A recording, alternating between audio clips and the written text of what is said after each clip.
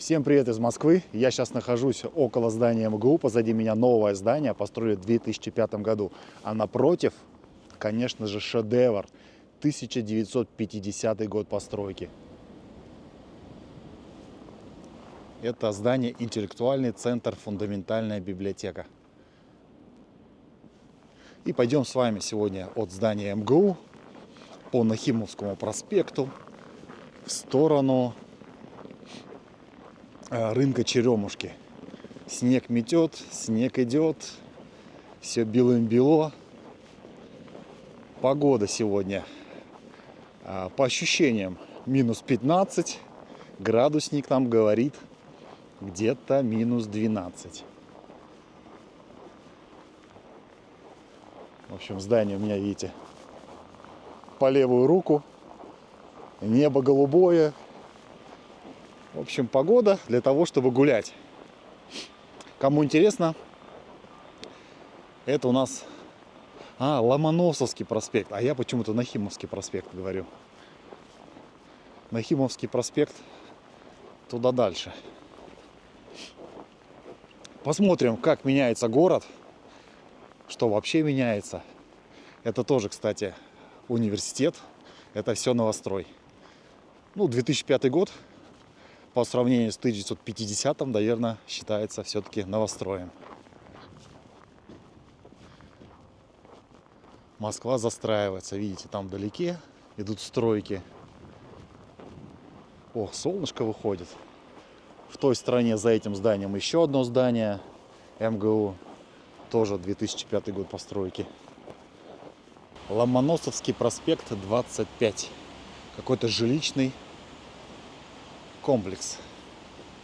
Пропускные пункты. Все серьезно. Элитный. Кстати, на территории увидел, что там стоит большое такое 2 или 3 этажа. Круглое здание. Дом моды называется. Впереди вот торговый центр из 90-х. И рядышком сразу стоит вход в метро. Тут какой ветер сильный. На той стороне все еще у меня территория МГУ идет. Там дальше здание большого московского цирка. Я, кстати, до него уже гулял, заканчивал на нем свое видео. Обязательно посмотрите. Как раз таки начинал от МГУ и закончил на московском цирке. Погода напоминает мне сибирскую. Ветер, снег, еще солнце такое где-то вдалеке, за облаками. Холодно, в общем. Вот так выглядит комплекс, эти дома. Современные, новые.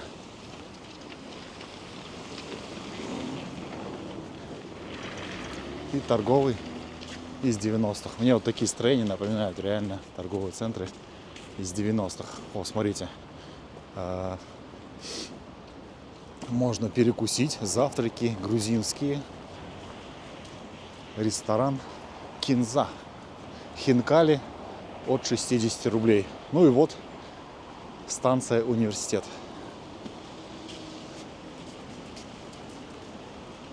Молодежная станция, потому что молодежь приезжает учиться, и тут очень-очень ее много, соответственно.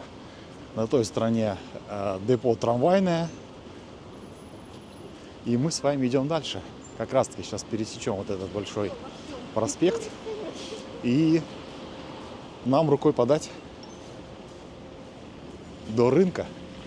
Рынка Черемушки. И вот оттуда уже начинается Нахимовский проспект. На той стороне, видите, московский цирк. Шар еще стоит этот новогодний. Новогодняя атмосфера на улицах сохраняется.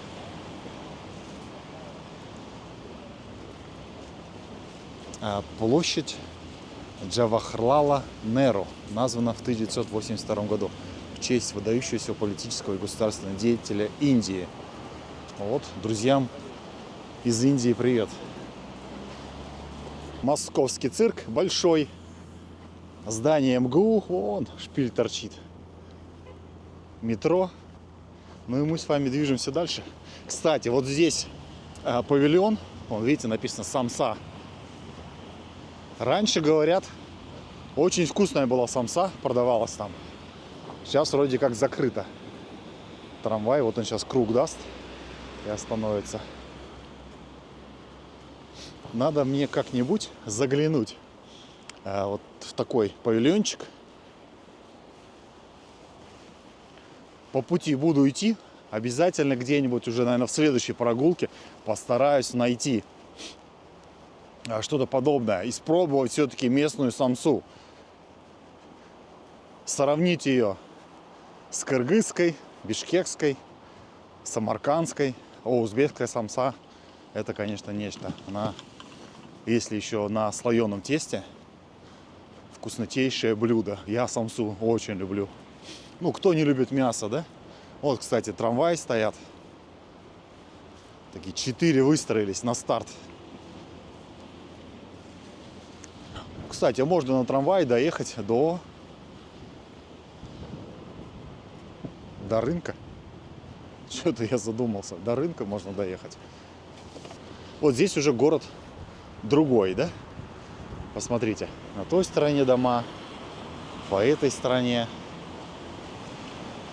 Не такие современные, наверное, построены в 70-х, 80-х годах. Вот такие штуки противососуличные стоят. Ну, конечно, они фасад уродуют, но, видимо, без этого никуда. Я не знаю, когда строили крышу, почему сразу не предусмотрели. Все-таки Москва — это не южный город, и надо было полагать, что сосульки будут падать. А, вот тут прямо они сами образовались. Кстати, часть вот этих заведений, не заведений, а офисов закрыта. Вот видите, аренда. Там тоже проходил позади меня. Очень много помещений сдается в аренду. Кризис, в общем, добрался уже до Москвы однозначно. Я это сужу еще по снегу, потому что его всегда убирают, обычно сразу вывозят, чистят. Но в этом году что-то прям совсем плачевно. Конечно, можно сказать, что сегодня, не сегодня, а в этом году очень много снега выпадало. Но тем не менее, я думаю, обычного жителя Москвы это не должно волновать. Все службы должны работать. О, какая арка.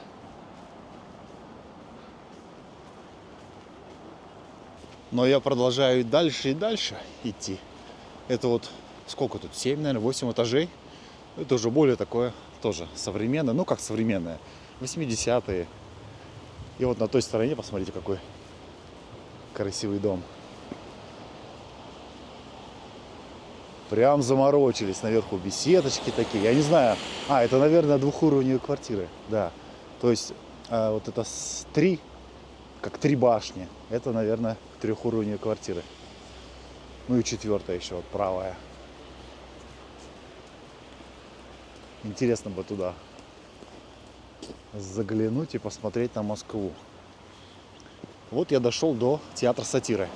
Ломоносовский проспект 17. По-моему, Джигарханяна этот театр. Сейчас прочитаем. Да, точно, вот вижу. Прогресс-сцена Армена Джигарханяна. Кто-нибудь, ребят, ходил из вас в данный театр? Напишите в комментариях. Я здесь ни разу не был. А, он закрыт. Объект частичный капитальный ремонт здания. Понятно. На ремонте. Но я фактически, наверное, дошел уже до рынка. Вот сейчас будет впереди проспект. Нужно будет его пройти. Или дальше. Ну, в общем, в любом случае я его не пройду мимо него. Он у меня впереди.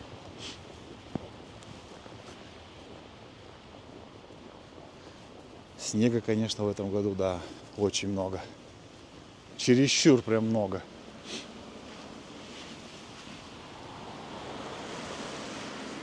Киберклуб. Я уж думал, таких заведений нет. Все, как говорится, мальчишки и девчонки уже обеспеченные телефонами, компьютерами, ноутбуками, планшетами и играют дома. Но клубы есть еще. Птички поют. Порой так идешь. А вот, наверное, вчера, позавчера, как пример. О, полевая кухня. Что-то готовят прямо здесь, на полевой кухне. В общем, шел вот буквально вчера, позавчера. Тоже солнышко светило. И прям воробьишки, знаете, забиваются стаей в кустарник и орут там что-то. Так прикольно за этим наблюдать. Дом с аркой впереди. Гогочет, что-то там ругаются, не знаю. Может, анекдоты рассказывают друг другу. В общем, весело у них там. О, китайская медицина. Китайская медицина Дахэн. И атрибут такие китайские встречают на входе. Вот памятник надо кому ставить. Парням из доставки. В такую погоду ездят. Холодно. Ветер. Снег, дождь. А они всегда на железном коне доставляют нам еду. Пуховики. 80% скидка. Надо же. 80%. Почти даром. Наверное, старую коллекцию распродают. А, нет, все-таки надо мне сейчас еще раз проспект перейти. И дальше уже будет рынок Черемушки. О, а это китайский ресторан, по-моему. Сейчас впереди будет. Да, флаг российский, китайский висит. Хочется мне все-таки как-нибудь заглянуть и испробовать китайскую еду. Китайский супермаркет это. Даже не ресторан, а супермаркет. Флаг, смотрите, повесили. Китайский. Пекарня. Ну, пекарня уже точно не китайская. Ой, а запах какой. Вы не представляете, как тут пахнет хлебом.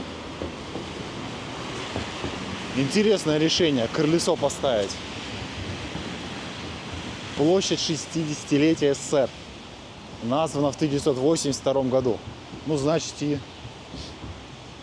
дом построен, наверное, тоже в те года.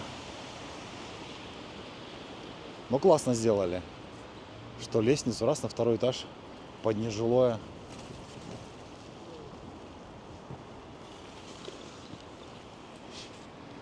Так, красный свет. Не успел. Сейчас подождем чуть-чуть. Заметили, как район меняется?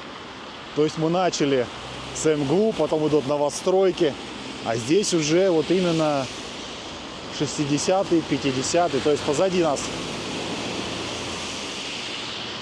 этот, наверное, 80-е года. То есть там новостройки, идем как бы у нас архитектура, дома, все старее и старее.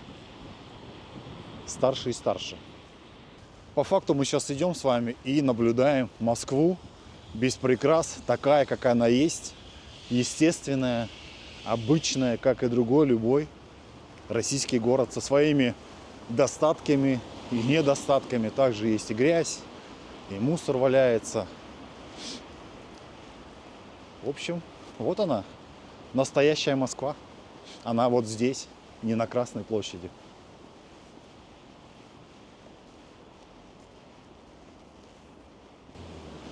Трамвайчики прям один за одним.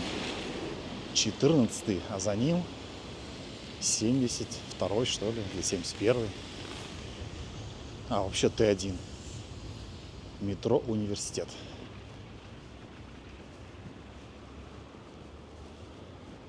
Это автономный трамвай. Можете ехать на батарее. О, прикольно, смотрите. То есть по факту он где-то может использовать вот этот ток электрический наверху, потому что рога у него торчат. А где-то может прям без него проехать. Кстати, это классно. Потому что если проложены трамвайные пути, а сверху нет возможности проложить вот эту электрическую ветку, от которой он питается, сложил рога, проехал участок, опять подключился и дальше поехал. Это обычный трамвай.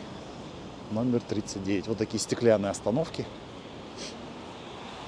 Что плохо, вот слева и справа, конечно, я бы поставил какую-то тоже стеклянную вот эту панель, чтобы она скрывала от ветра. Потому что стоишь на ветру, когда, видите, просто продувается. И по факту она только спасает, наверное, от дождя. И то, если дождь будет косой, с ветром, то и она по факту не поможет. Заборы, заборы. Зачем тут заборы? Непонятно. Ну, то есть тротуар, смотрите, дорога, потом снег, ров. Там еще одна дорога, и там еще одна дорога. Когда, если есть авария или там перекрывают на ремонт, то часть транспорта пускают как раз-таки вот по этим дополнительным веткам. Пусть будет так. О, там впереди уже такие более современные здания. Кстати, если мы сейчас пойдем с вами налево, можно дойти до Дарвиновского музея. Ну а я уже фактически дошел до рынка Черемушки. Тут осталось совсем буквально минуты 3, наверное. Вот людям тоже здесь, наверное, жить не особо удобно. Вроде такая зеленая зона, там машины стоят, а вот нету детских площадок совсем. Вышел, у тебя по факту дорога, и все. Реально детских площадок нет. Не айс. Друзья, дошел до рынка Черемушки. Но я его называю Черемушки, а он называется Черемушкинский. Кстати, это же район Черемушки. Остановка тоже, рынок Черемушкинский называется. Что интересно, в каждом российском городе есть район, микрорайон Черемушки. А вообще изначально самый первый район Черемушки появился в Москве. Это был экспериментальный район, новострой, новый район. И потом уже как по нему начали строить такой же район, такие же районы в других городах России. Напишите, ребят, в комментариях, есть ли в вашем городе район Черемушки. Ну а я на этом заканчиваю. Спасибо, что смотрели, спасибо, что гуляли вместе со мной. Отдельное спасибо всем, кто поддерживает канал финансово. Все, ребят, всем пока.